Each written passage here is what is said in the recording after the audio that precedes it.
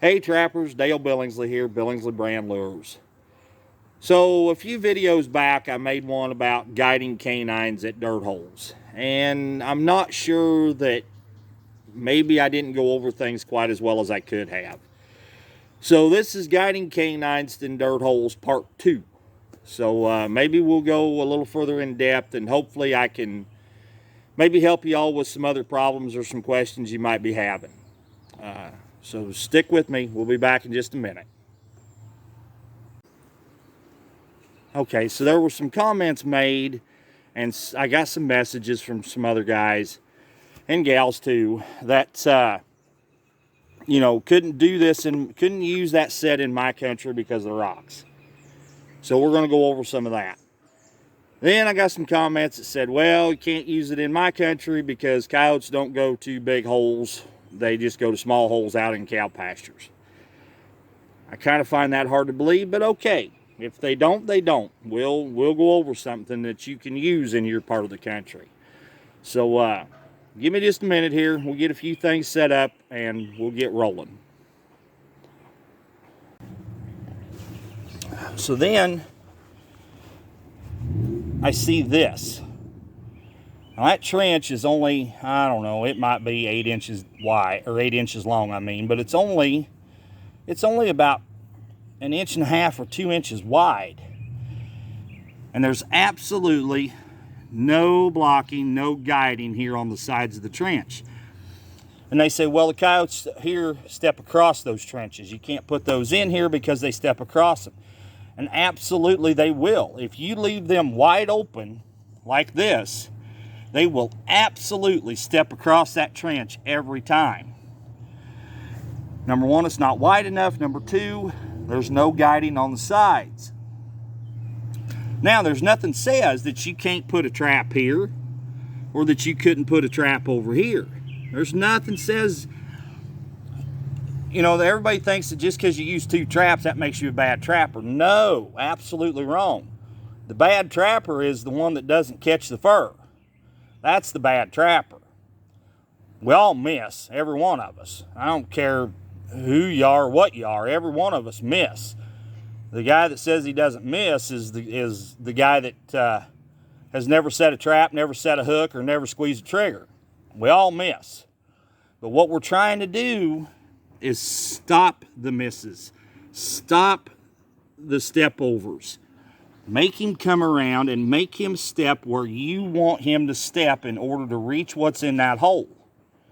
That's all you're doing. If you've got him wide open like this, yeah, that coyote's going to take every advantage of it. So's that red fox.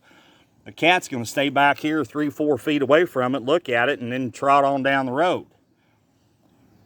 Give them something in there that they want, but then make them step where you want them to be. They're not in control. Once they're up here, you're in control, not them. And you have to make it that way. Just like I've done over here, and just like I've done over here. Make them step where you want to. Guys, I'm telling you, if you'll do this, you'll put a whole lot more fur in the back of your pickup.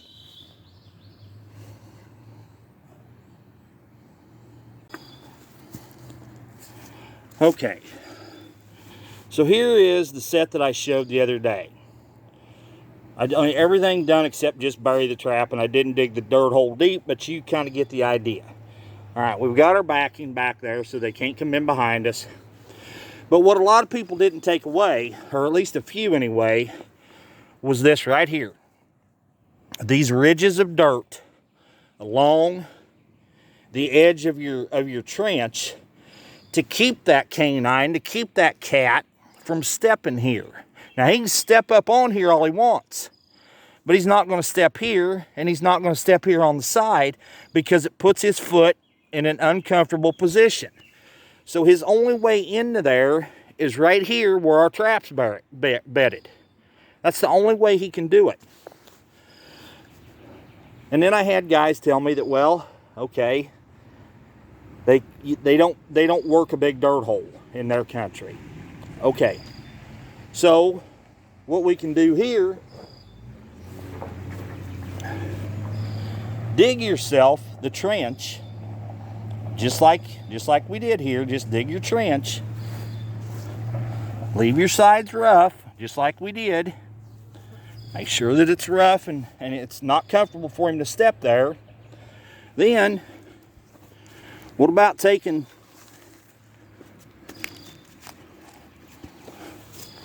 and doing something like that? Covering up that trench. Or do a big flat rock and lay on it and cover it up so that all that's sticking out there is just the mouth of the hole, and that's it. Then plant your trap back here and you're in business. You guys that live down southern Missouri or out in Pennsylvania or somewhere where there's a lot of rock, say you can't dig a dirt hole, cut yourself a narrow trench, and it doesn't have to be that wide. You can cut it however narrow you want and cover it up with a big flat rock or a chunk of wood like I did there. Now you still have the effect of a dirt hole there. You just don't have to dig the hole. Take it down as deep as you can, go till you hit rock, and then quit. And then just cover it up. You're only limited by your imagination when you're building these sets. Nothing is chiseled in stone. You know, and all the old wives' tales that have been around for years, and I hope nobody still believes all that, you know, about, you know, you got to dig the hole at a 45 and it's got to be just so and so. No, it doesn't. You dig the hole however you want. Do whatever you want to do. Do whatever the conditions allow you to do, then do it. That coyote doesn't know any different. That fox doesn't know any different. Neither does that bobcat. All they know is there's something there. There's a hole there of some kind, and there's something underneath there that they want, and you've got to make them risk their hide and pay the ultimate price in order to reach the goodies. So I hope this has cleared some things up for you, and I hope it's helped some. If you have any comments, please leave them down below, and any questions, and I'll sure answer them just as quick as I possibly can. If you would, please give this video a thumbs up. Hit that subscribe button. I sure appreciate you guys' time in watching this. I want to thank each and every one of you, and I want to thank all of y'all that have subscribed and have stuck with me. I sure appreciate it. This is Dale Billingsley signing out with another one. Thanks for watching.